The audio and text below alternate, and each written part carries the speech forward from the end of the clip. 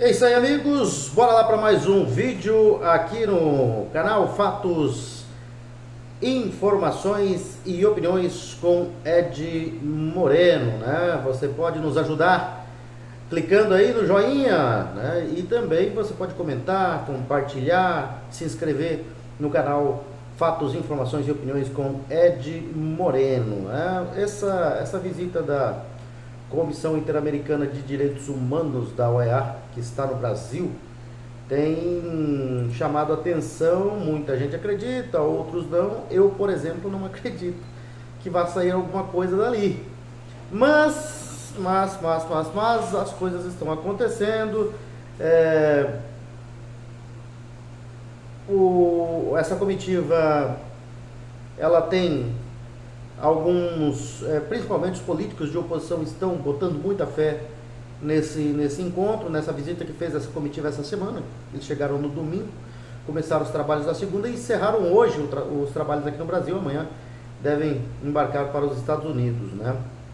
E o grande problema é a OEA mesmo, né? Porque 90% da OEA são integrantes com viés de esquerda, e eles vêm ao Brasil a pedido do governo, né? Do governo Lula, que hoje tem aí a sua principal meta censurar as redes sociais, né? Limitar o acesso à informação do cidadão, prendendo muita gente através da sua polícia, através do seu judiciário, o STF, que a gente sabe que hoje não é independente, né? Totalmente Lula, é o STF do Lula, né? O Supremo Tribunal Federal, e que tem o apoio aí de grande parte da mídia, né? Da velha mídia, da velha e acostumada mídia, né?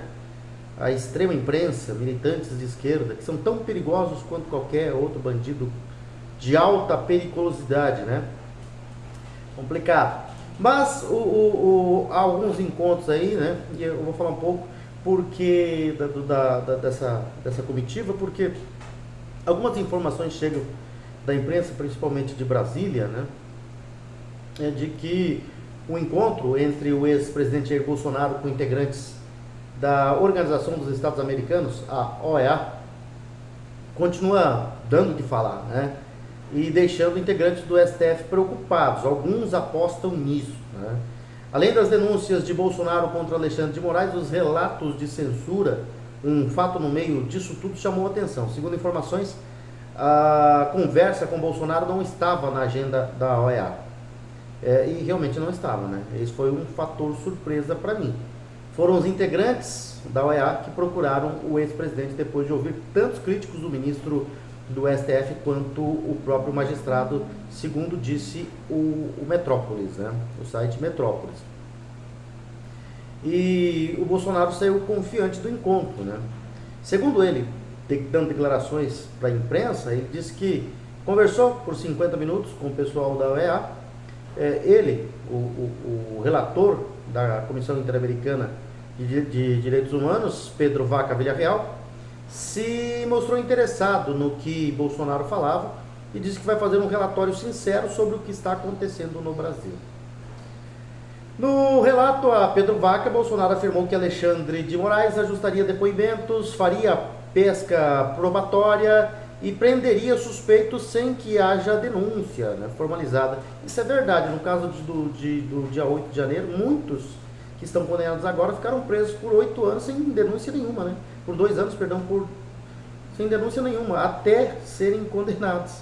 O ex-presidente argumentou que haveria perseguição política a opositores do governo concretizada por meio de inquéritos do STF. Alguns sinais concretos apontam que o ministro Alexandre de Moraes terá pela primeira vez dores de cabeça com potencial de deixá-lo em situação desconfortável, e a visita da OEA ao Brasil deve terminar numa produção de um relatório robusto sobre a atuação do ministro do Supremo. Um indicativo dessa robustez é de ordem econômica. Pelo visto, a chegada de Donald Trump está fazendo efeito, né? Só que ainda assim eu não acredito na OEA. Claro, algumas coisas foram tomadas aí, por exemplo,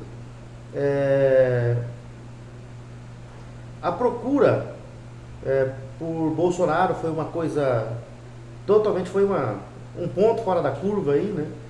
E as informações dão conta de que o ex-presidente Jair Bolsonaro se reuniu pessoalmente com integrantes da Organização dos Estados Americanos na manhã de ontem para denunciar Alexandre de Moraes, liderada pelo advogado colombiano Pedro Vaca Villarreal. A comitiva da OEA procurou o presidente e a velha mídia, depois desse encontro com o presidente, que eles acabaram sabendo depois, né, que eles iam procurar Bolsonaro, porque não estava programado pela seguinte forma, né, pelo seguinte fato: a OEA não programou, não foi lá, não ia atrás do ex-presidente Jair Bolsonaro. Aconteceu que muitos relatos apontaram para a perseguição do STF, principalmente do ministro Alexandre de Moraes. E aí a OEA quis pessoalmente falar com o Jair Bolsonaro, que repassou um relatório detalhado dele, que foi levado, anotado pela Comissão Interamericana de Direitos Humanos da OEA, e vai ser apresentado em um relatório. Após o ex-presidente Jair Bolsonaro se reunir pessoalmente com os integrantes da Organização dos Estados Americanos para dar o seu relato sobre Alexandre de Moraes, a velha mídia brasileira, que costuma defender muito o STF, né, e o governo, já começou a reconhecer que o ministro do STF pode sofrer consequências em breve. O portal Metrópolis, né, afirmou até com todas as letras, eles são claros sinais de defesa do atual governo e também do Supremo, né? E o Metrópolis, por exemplo, apontou sinais concretos de que o Alexandre de Moraes terá pela primeira vez dores de cabeça com potencial possibilidade de deixá-lo numa situação desconfortável, né? A visita da OEA no Brasil deve fazer aí alguns estragos. O site diz ainda que o principal financiador da OEA é o governo dos Estados Unidos, comandado atualmente por Donald Trump. Além de aliado de Bolsonaro, o presidente norte-americano tem seu núcleo duro, dois desafetos de Alexandre de Moraes: o empresário Elon Musk e o estrategista Jason Miller, ambos alvos de decisões judiciais do magistrado brasileiro. Sem cerimônia, Trump já cortou trilhões de dólares que os Estados Unidos destinavam a ONGs e a USAID, agência que patrocina iniciativas no exterior. A cúpula da OEA sabe disso e até mesmo por instinto de preservação fará um relatório que não dê margem a interpretações de que atuou com negligência no caso de Moraes e nessa visita ao Brasil. Histórias de manifestantes presos no 8 de janeiro chamaram a atenção de Pedro Vaca. Entre elas, a de Clériston Pereira da Cunha, o patriota que morreu no presídio da Papuda após passar mal. Meses antes do óbito, o gabinete de Moraes ignorou pedidos médicos e um parecer da Procuradoria-Geral da República que solicitavam a soltura do Clériston Cunha, o Clezão. Quem narrou o episódio para representantes da OEA foi Luísa Cunha, filha de Clezão. O relatório da Organização dos Estados Americanos será robusto e detalhado. A dúvida é quanto à intensidade, se o documento com repercussão internacional provocará leve dor de cabeça ou enxaqueca em Alexandre de Moraes. Eu acredito que, pela situação de hoje, o Trump, né, os Estados Unidos ser o principal financiador da OEA, da Organização dos Estados Americanos, que fica ali, né, em Washington DC, né?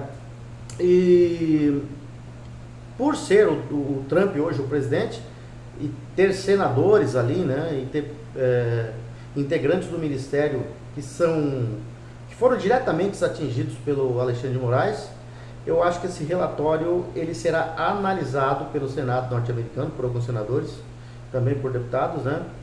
E nós vamos ver o que vai acontecer. Mas assim, eu, somente pela visita da Comitiva Interamericana de Direitos Humanos, somente pela visita, não acredito não. Agora, na robustez das denúncias, na possibilidade de que o Senado norte-americano, através de alguns senadores do Ministério, de alguns ministros do Donald Trump, vejam esse relatório, analisem esse relatório, aí sim eu passo a acreditar em alguma coisa, mas da comissão em si eu realmente não tenho muita confiança não, né?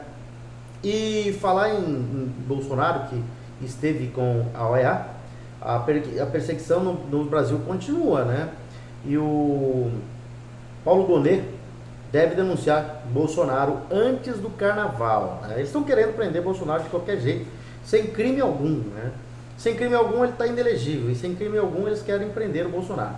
O Procurador-Geral da República, Paulo Gonet, ele deve oficializar uma denúncia contra o ex-presidente Jair Bolsonaro nas próximas semanas. Segundo o jornal A Folha de São Paulo, o PGR comunicou a interlocutores que o material está praticamente pronto. A denúncia deve destacar a acusação de que Bolsonaro teria liderado uma suposta organização criminosa para tentar um golpe de Estado no fim de seu mandato. Gonet sustenta essa alegação com base em um relatório da Polícia Federal. A Polícia Federal do Lula, né? A Polícia Federal do Alexandre de Moraes. O órgão indiciou o ex-presidente com base em 3 artigos distintos, né? Inventaram os artigos, né? Inventaram os crimes para denunciar e indiciar nos artigos, né?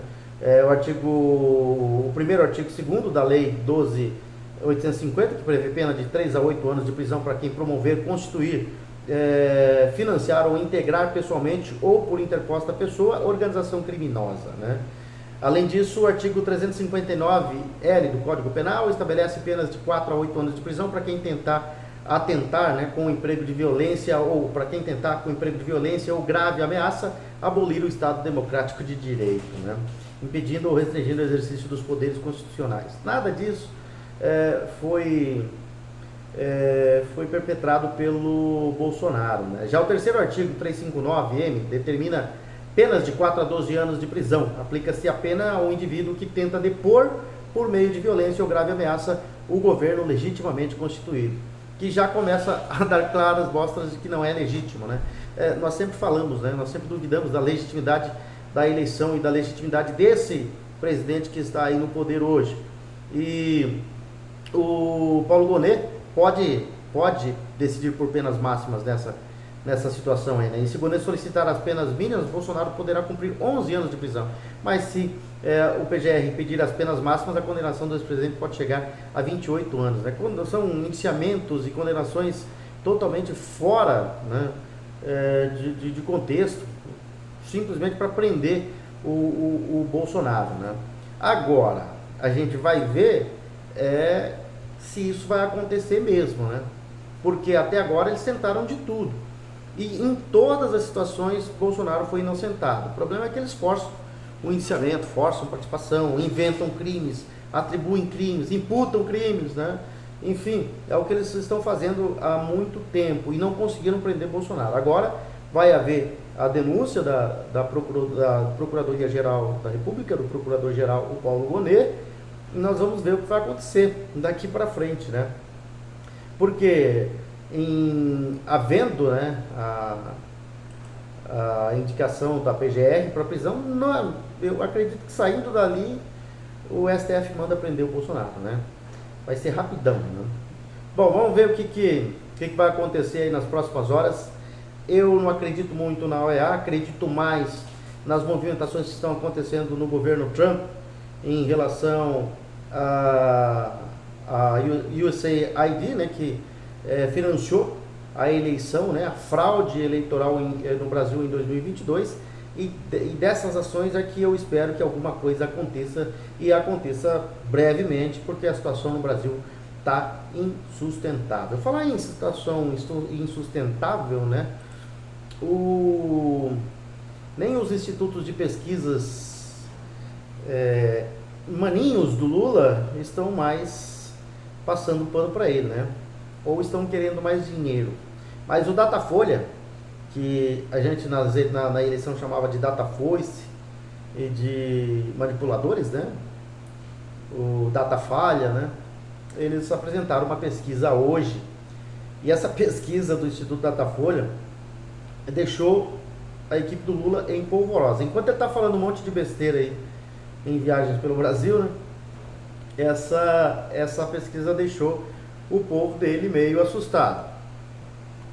Então, vamos ao texto, né, da Folha de São Paulo, que deixou a equipe do Lula em polvorosa. A aprovação de Lula, do PT, desabou em 2 meses de 35% para 24%, chegando a um patamar inédito para o petista em suas 3 passagens pelo Palácio do Planalto. A reprovação também é recorde, passando de 34% a 41%. Acham que o governo é regular? 32% ante 29% em dezembro passado, quando o Datafolha havia feito sua mais recente pesquisa sobre o tema.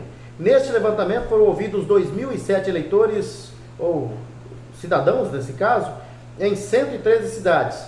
Na segunda, no dia 10 e na terça, dia 11, com margem de erro geral de 2 pontos para mais ou para menos.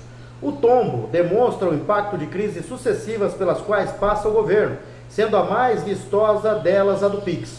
Ela ocorreu em janeiro com a divulgação de que o governo iria começar a fiscalizar transações superiores a R$5.000 pela modalidade instantânea, né, de transferência bancária, o Pix. Ato contínuo, houve uma cobrança da oposição sugerindo controle indevido e uma enxurrada de fake news dizendo que haveria uma taxação do Pix. Esse é o texto da Folha de São Paulo, né? O governo ficou atônito e restou a Fazenda do ministro Fernando Haddad revogar, né? A Fazenda foi lá e revogou a medida depois, principalmente do vídeo do Nicolas, né?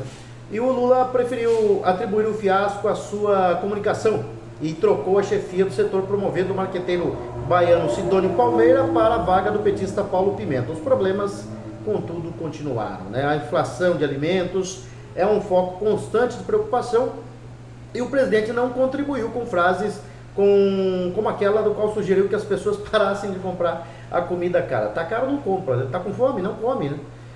Se na teoria parece lógico, soou como um lavar de mãos devidamente aproveitado pela ágil oposição, né?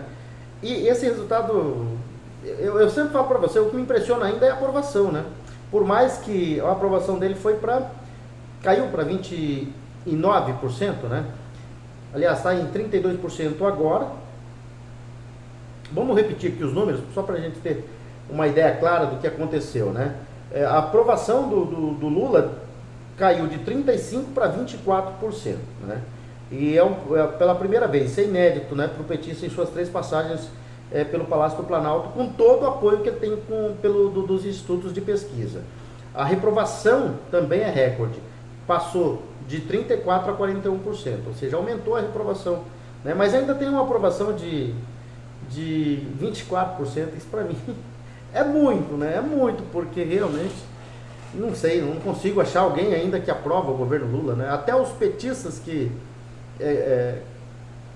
por algum meio tentam defender o Lula, eles não conseguem defender, né? Não conseguem aprovar esse mandato do presidente Lula. E a coisa tá feia, né?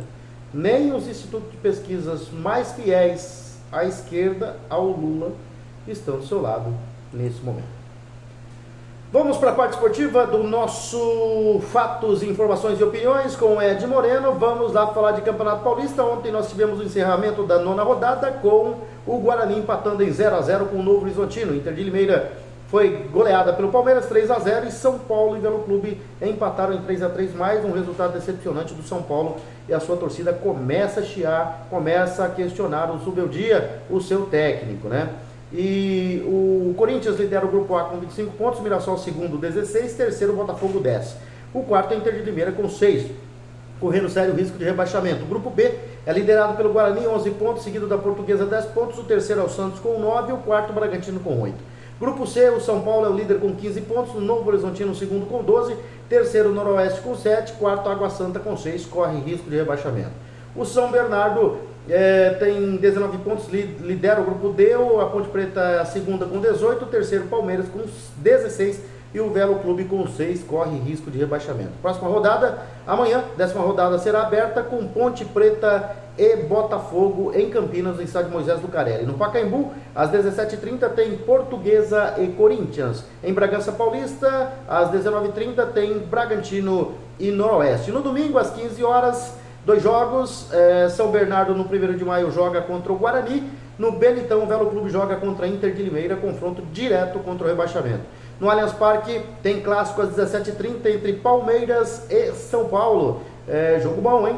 E na Vila Belmiro, o Santos, precisando vencer, vai enfrentar o Água Santa às 19h30. E na segunda-feira, no Jorge Ismael de Biasi, o Novo Horizontino joga contra o Mirassol para completar aí a 10ª rodada do Campeonato Paulista. E No Campeonato Carioca, Taça Guanabara, a primeira fase da Taça Guanabara, nós teremos a 10ª rodada começando amanhã, né? Em Moça Bonita tem Bangu e Madureira 17h30, 18 horas tem o Boa Vista no estádio Bacaxá jogando contra o Botafogo no Maracanã, clássico entre Flamengo e Vasco da Gama às 20h45. No domingo tem 3 partidas, né?